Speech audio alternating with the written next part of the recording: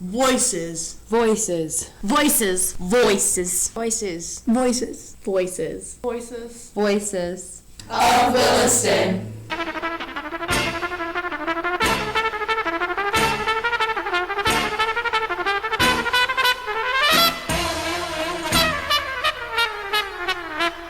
My name is Anthony. I am born and raised in a place called Hong Kong, a little place called Hong Kong. I lived there for about, a short period of my life, and then I moved to Boston when I was 12 to a boarding school, all boys boarding school from 12, and then I graduated in my 9th grade year. Came to Williston, live in Conant now, basically, and I'm Asian.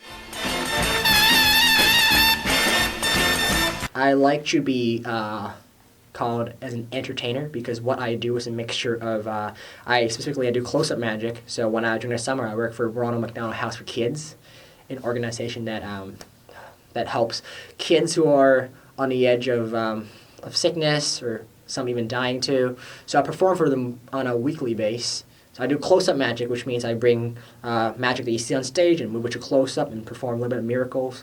But mainly what I like to do is called, some call it mentalism, some call it mind reading, but I like to call it connection, telepathy. So basically the idea is that from building a connection, I can tell you about everything about you. For example, I can tell people's their name of the first kiss, their girlfriend's name, mother's name, password for their email address, password for their iPhone. That allows me to control people's mind through hypnosis. So I'm more of a mind entertainer, so I focus on the idea of human mind, but I also do close-up magic too. The difference between a trickster and a magician is the emotional connection that you convey to an audience, right? So a trickster can come up to you and say, "Oh, you see this quarter? You see this quarter? I can make it disappear, and now it's underneath your watch. That would be a great trick." But I think it'll be 10 times better and a lot more enjoyable if you relate that and you create an emotional connection, like telling a story about your family or relating to them. Maybe maybe recite a memory that your specter is thinking of. Things like that. Let them relive the happiness of the memory that they have in mind.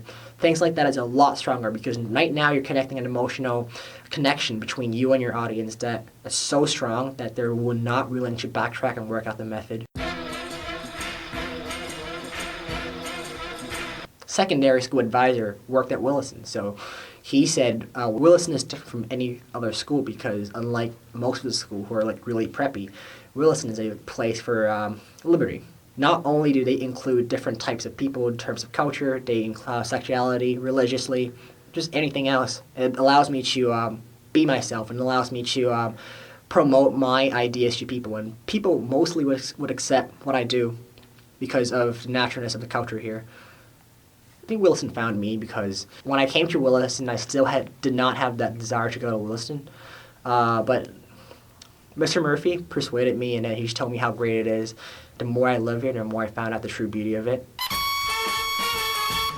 My father did not really, interestingly enough, because he worked away from Hong Kong, he worked in China, so maybe I get to see her once a week, something like that, or maybe less than once a week because when he has free time, he golfs a lot, and he's a really good golfer. Father was, because he loved golf so much, he did not really spend time with me. Weirdly enough, he has been, of course, the financial role of the family, providing, giving me an opportunity to be here, and then giving me an opportunity to meet many people and planting seeds in other people's lives and creating miracles in other people's lives. So he was the person who put the seed into my career. I think he's that type of person where he sets back because he don't know how to communicate with me. So the more I talk to people, the more I understand he actually supports me and loves me, but he just don't know how to communicate with me. Ellen DeGeneres. She's a great performer, obviously, but the reason why people love her because when she's performing, she doesn't take away things. She gives away things, right? That's the main point of performing. You don't want to take away things from your audience. You give things to people. I think it's a great thing, and I love her, and my dream is to be on her show. I perform, actually, quite a lot outside of school, too. So aside from performing in school, I perform at restaurants, diners, yoga shops, birthday parties, although I don't like to talk about them because they're not glorifying what I do. It's one time when I was doing a birthday party at a family house for the backyard. At that time, I was really unprofessional, so I did not prepare what I do. I just used this jazz magic idea. I did whatever I had in mind. That was not a great idea, but I saw this kid, this little girl, who I believe had some mental setbacks, which made her disconnect from society. So she had, and then she's also a physically handicapped. Two things that set her back. I walked around and I did some tricks, and then she was so amazed that she volunteered to be an assistant when I was performing. So on the surface, that might not mean anything to anyone, but what really struck me was after that, her aunt and her mother came up to me and she was like, "Oh my God, I want to thank you so much." She never did that in her life. She has never given herself in front of people and really talk in front of people. That was the first time I really want to thank you.